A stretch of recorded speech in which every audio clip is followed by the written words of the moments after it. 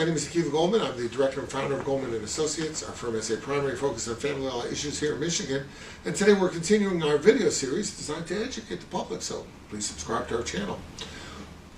Oftentimes in cases of divorce and custody, the big emphasis is on how do I get the evidence? I got to get the goods on my ex. I got to get some documentary proof that he or she is doing something wrong. How do I do it? Well, a lot of times people say, and they'll call us and they'll ask us, can I record the conversations of my ex?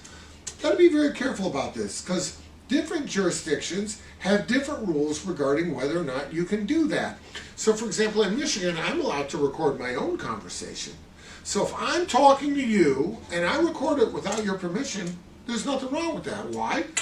I'm recording my own conversation. You get caught in the mix, that's your problem. But it's certainly not illegal. So if you're going to record a conversation between yourself and your ex, even if they don't know about it, there's not going to be anything wrong with that from a legal standpoint. Now, you want to record the conversation between your ex and her boyfriend, you're not going to be able to do this. That violates the law. For that, you got to get certain permission.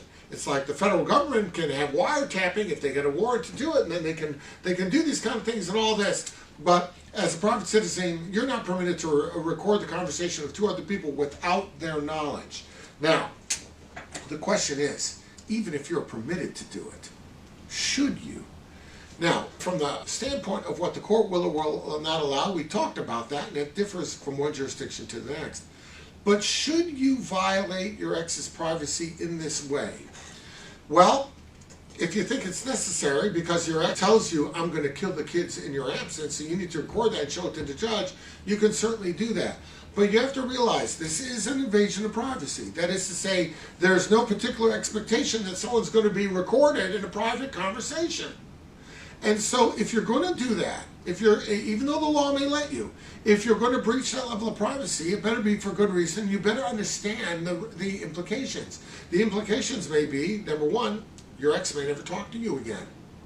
They may never talk to you unless it's face-to-face without a guarantee that they're not being recorded. Some people don't want to be recorded. Some people might say you may pick up the phone and say hello, and the person will say, hi, how are you? I just want you to hear you're being recorded. And you say, click. You hang up. Why?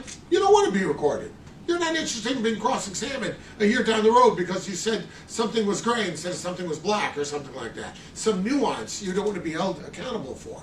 A lot of people, in the context of their normal speech, they speak loosely. They exaggerate. They speak for the benefit of what they're telling rather than for the record.